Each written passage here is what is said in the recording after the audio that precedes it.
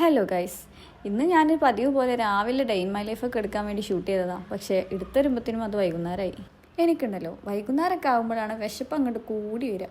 അപ്പം മഗ്‌രിബ് നിസ്കാരം ഓത്തും ഒക്കെ കഴിഞ്ഞിട്ട് ഞാനൊരു മാഗി ഉണ്ടാക്കാമെന്ന് വിചാരിച്ചു. മാഗി ഉണ്ടാക്കുന്ന പ്രിപ്പറേഷനാണ് കേട്ടോ ഇപ്പോൾ ഇവിടെ നടന്നുകൊണ്ടിരിക്കുന്നത്. അങ്ങനെ മാഗി അവിടെ സെറ്റാക്കാൻ വെച്ചിട്ട് അപ്പുറത്തെ അടുപ്പിൽ ഞാൻ കോണും കുറച്ച് ഉണ്ടാക്കാമെന്ന് വിചാരിച്ചിട്ടുണ്ട്. ഈവനിങ് ഒക്കെ ആയിക്കഴിഞ്ഞാൽ എൻ്റെ ബ്രീനുവിൻ്റെ ഫേവറേറ്റ് സാധനമാണ് ഈ സ്വീറ്റ് കോണും ഫ്രൈസൊക്കെ. അപ്പോൾ അതൊക്കെ എപ്പോഴും ഫ്രിഡ്ജിൽ സ്റ്റോക്കാക്കി വെക്കും കേട്ടോ അമ്മ. അപ്പോൾ കുറച്ച് സ്വീറ്റ് കോണും കൂടി സെറ്റാക്കാമെന്ന് വിചാരിച്ചിട്ട് ഞാൻ അതും കൂടിയിട്ട് ഉണ്ടാക്കുന്നുണ്ട്. ഇതൊക്കെ ഉണ്ടാക്കുമ്പോൾ ഏകദേശം രാത്രി ആയിട്ടുണ്ടായിരുന്നു. അപ്പോൾ ഉമ്മ അവിടെ ഇരുന്ന് പറയുന്നുണ്ട് ചോറ് നൂലട്ടോ അതിപ്പോൾ ഉണ്ടാക്കി കഴിഞ്ഞാൽ നമുക്ക് പിന്നെ എന്തെങ്കിലുമൊക്കെ ഒന്ന് ഉണ്ടാക്കാമെന്ന് വിചാരിച്ച് കഴിഞ്ഞാൽ അത് ഉണ്ടാക്കിയല്ലാണ്ട് ഞാനൊന്നും അടങ്ങൂല. എനിക്കുണ്ടല്ലോ മാഗി ഉണ്ടാക്കുമ്പോൾ കൂടുതൽ ടൈപ്പ് സാധനങ്ങളൊന്നും ആഡ് ചെയ്യുന്നത് ഇഷ്ടമല്ല. തക്കാളി, സവാള അങ്ങനത്തെ സാധനങ്ങളൊന്നും പ്ലെയിൻ ആയിട്ട് അതിൻ്റെ തന്നെ മസാല ഒക്കെ ഇട്ടിട്ട് കഴിക്കാനാണ് എനിക്ക് കൂടുതൽ ഇഷ്ടം. കൂടുതൽ അങ്ങോട്ട് വേവണതും ഇഷ്ടമല്ല കേട്ടോ. അങ്ങനെ നമ്മളെ മാഗിയും സെറ്റായി, കോണും സെറ്റായിട്ടാണ്.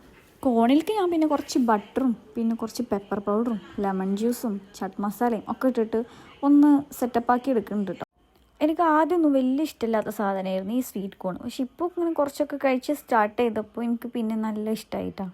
പിന്നെ മാഗിയുടെ കൂടെ കട്ടൻ ചായ അതെനിക്ക് നിർബന്ധം കേട്ടോ. എനിക്ക് ഭയങ്കര ഇഷ്ടമുള്ളൊരു കോംബോ ആണ് കേട്ടോ അത്.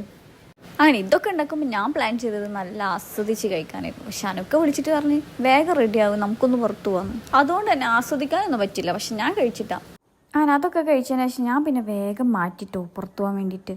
ഇപ്പോഴൊക്കെ അനൊക്കെ അവിടെ വെയിറ്റ് ചെയ്തിരിക്കുന്നുണ്ടായിരുന്നു കേട്ടോ. അപ്പോഴാണ് എൻ്റെ ഈ പരിപാടികളൊക്കെ. ഫെല്ലമോൾ ഉണ്ടായിരുന്നില്ല കേട്ടോ നമ്മൾ പോകുമ്പോൾ. ഫെല്ലമോൾ ഇവിടെ പപ്പാനായിട്ട് ഭയങ്കര കളിയായിരുന്നു.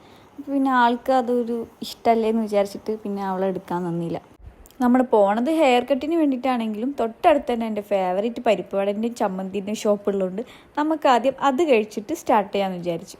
ഇവിടുത്തെ ഒരു സെപ്പറേറ്റ് വീഡിയോ തന്നെ ഞാൻ ചെയ്തിട്ടുണ്ട് കേട്ടോ. അപ്പോൾ കാണാത്തവർ അതൊക്കെ ഒന്ന് കണ്ടുനോക്കാം. ഹെയർ കട്ടിന് വേണ്ടിയിട്ട് നമ്മളോട് എത്താൻ പറഞ്ഞത് 7 മണിക്കായിരുന്നു. പക്ഷെ നമ്മൾ ഏകദേശം ഒരു 8-8:30 ഒക്കെ ആകുമ്പോഴാണ് കേട്ടോ എത്തിയിട്ടുണ്ടായിരുന്നത്. അപ്പോൾ നമ്മളെ ടൈമിൽ വേറെ ആളെ കയറ്റി അവർ.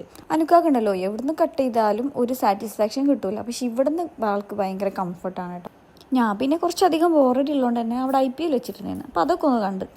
അങ്ങനെ നീണ്ടൊരു മണിക്കൂറിന് ശേഷം ആശാൻ്റെ താടി വെട്ടലും ഒക്കെ കഴിഞ്ഞിട്ടാണ്. പക്ഷെ ഇത്രയും നേരമായിട്ടും ആകെ കുറച്ച് മുടിയെ താഴെ വീണിട്ടുള്ളൂ. അങ്ങനെ മുടിവെട്ടലൊക്കെ കഴിഞ്ഞിട്ട് നമുക്ക് പിന്നെ ഒരു ചായയും കൂടി കുടിക്കാമല്ലോ എന്നിട്ട് നമ്മൾ ഗുരുവായൂർ പോവാണ് കേട്ടോ. ഗുരുവായൂർ വന്നു കഴിഞ്ഞാൽ നമ്മൾ ഈ ഷോപ്പിൽ നിന്ന് ഒരു ചായ കുടിക്കാണ്ടിരിക്കില്ല കേട്ടോ.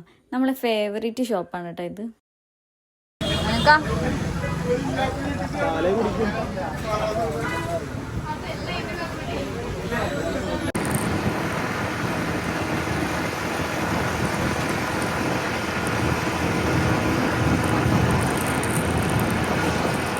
അങ്ങനെ വീട്ടിലെത്തിയതിന് ശേഷം ഹെയർ ലോസിന് എൻ്റെ ഒരു ഫ്രണ്ട് എനിക്കൊരു ഡ്രിങ്ക് പറഞ്ഞു തന്നിട്ടുണ്ട്.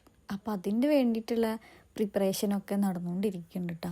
അതിൻ്റെ ഇടയ്ക്ക് ഞാനത് ജ്യൂസ് ആക്കിയിട്ട് ഫ്രിഡ്ജിലും വെച്ചിട്ടുണ്ട്. പക്ഷെ അതിൻ്റെ വീഡിയോ എടുക്കുമ്പോഴത്തേനും എൻ്റെ ഫോൺ ഓഫായി. അപ്പം പിന്നെ അതൊന്നും എടുക്കാൻ പറ്റിയില്ല. ഞാൻ ഡ്രിങ്കിൻ്റെ ഡീറ്റെയിൽസ് വേണമെങ്കിൽ നിങ്ങൾ പറഞ്ഞാൽ മതി കേട്ടോ, ഞാൻ ഇട്ടിട്ടുണ്ട്. അപ്പോൾ ഓക്കെ, ഞാൻ അടുത്തൊരു വീഡിയോ ആയിട്ട് വരാം കേട്ടോ. ബൈ.